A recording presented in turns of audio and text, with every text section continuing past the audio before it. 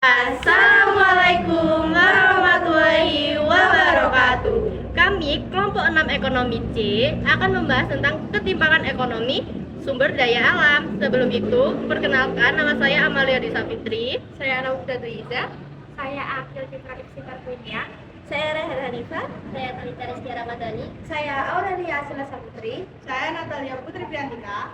Bagi kalian yang penasaran tentang apa sih ketimpangan ekonomi sumber daya alam itu, tonton video kita sampai habis ya. Dadah! Ekonomi itu apa sih? Nah, ketimpangan ekonomi adalah keadaan di mana terjadinya perbedaan tingkat antara kesejahteraan atau pendapatan antar daerah. Nah, ketimpangan ini tuh bisa muncul karena perbedaan potensi, sumber daya, dan perkembangan ekonomi di setiap wilayahnya. Nah, habis itu yang kedua itu ada perbedaan sumber daya alam. Nah, perbedaan sumber daya alam tuh tiap daerah tuh beda-beda. Nah, seperti kayak ini loh contohnya di Kalimantan dan Papua itu kayak akan tambak dan hutan. Terus kalau di Jawa itu memiliki tanah yang subur, makanya banyak banget manusianya. Terus habis itu kalau di Indonesia Tenggara itu lebih kering dan miskin gitu sih. Kok kamu dari tadi kayak sedih gitu sih? Kenapa?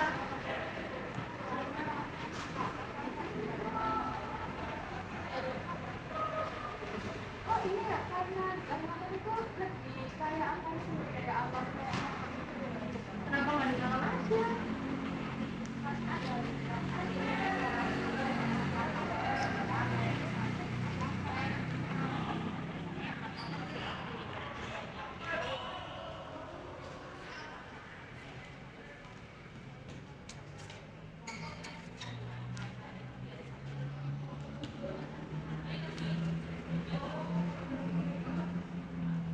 Kalian tahu nggak sih yang tadi dijelasin sama Amalia, Iza sama Akil mengenai ketimpangan ekonomi sumber daya alam?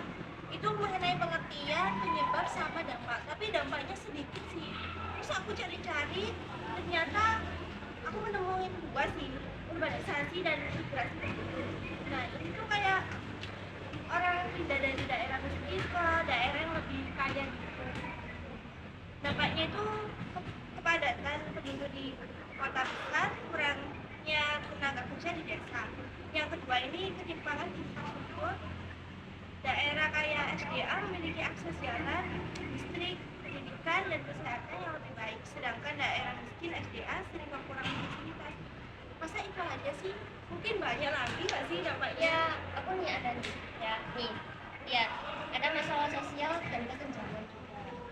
Ketimpangan ekonomi ini menimbulkan pertumbuhan sosial antar daerah sama kemiskinan yang dan pengangguran di daerah tertinggal, potensi konflik sosial juga.